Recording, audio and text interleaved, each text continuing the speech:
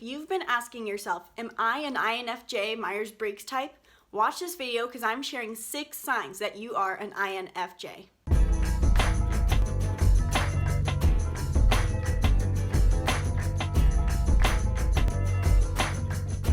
Welcome to Making Mindfulness Fun. I'm Isabelle, the co-founder of Making Mindfulness Fun, and I'm a mindfulness and Enneagram coach.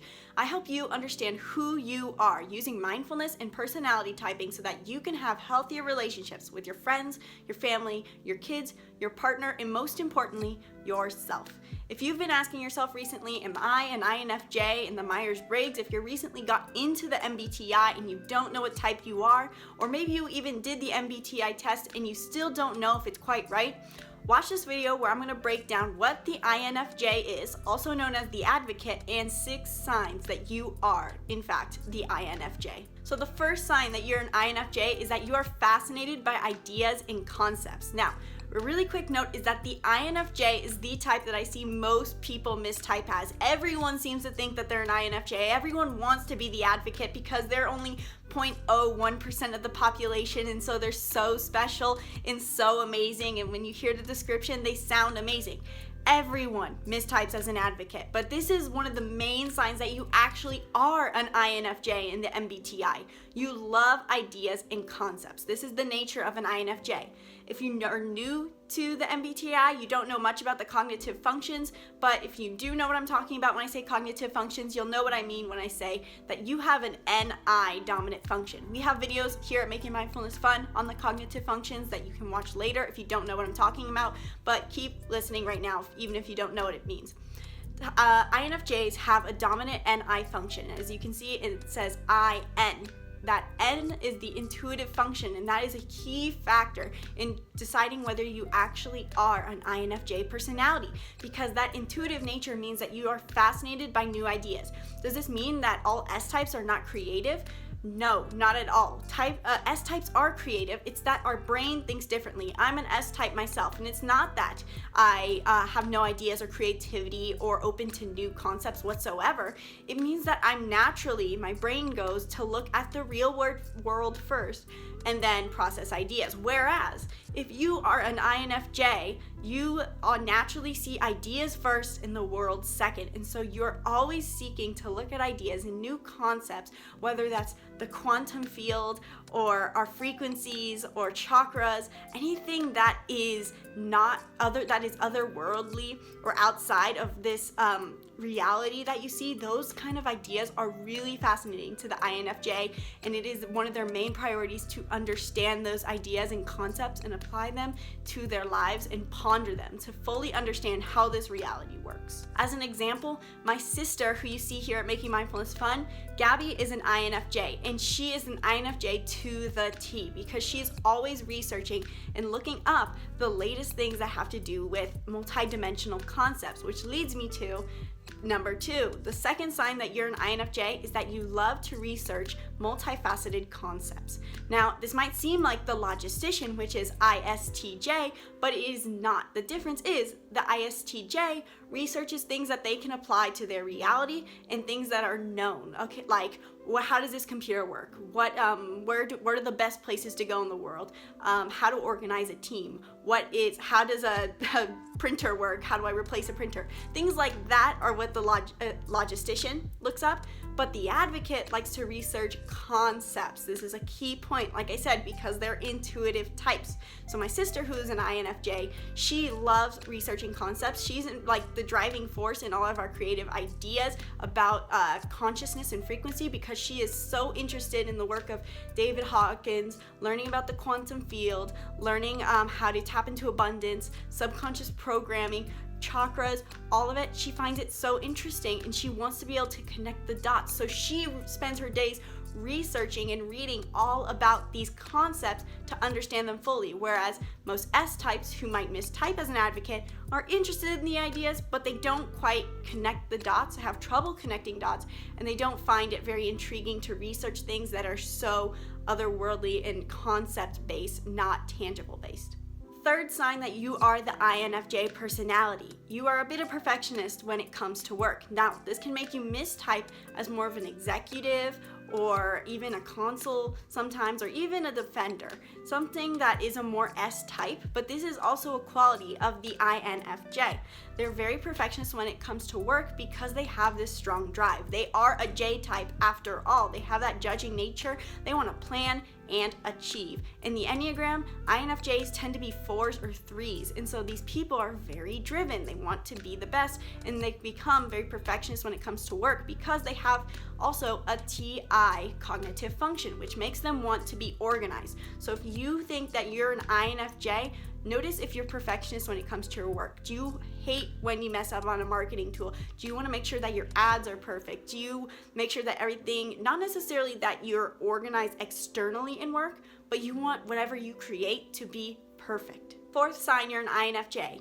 You can read others' emotions really easily, but you hate interacting or consolidating them.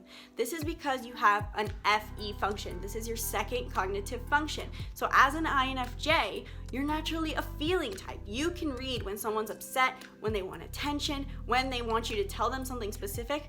And unlike the defender, which is ISFJ, almost only one letter different, whereas the ISFJ likes to comfort people and help people, you find it very intolerable. You hate having to console people, and you do not like having to be empathetic towards them, even though it's very easy for you to read them. So if you're an INFJ, you find it very easy to read the room, read the emotions of people, read what their true intention is. You can notice when people have bad intentions or whether they're being genuine. And that's something that the INFJ does really well. But if you're an INFJ, you dislike being around people and having to consolidate them or comfort them or be empathetic to them.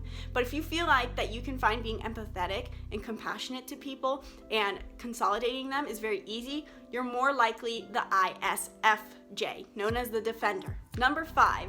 People tend to like you, but you find them annoying. Now this plays off of the last point I just made. So if you've been asking yourself, am I an INFJ?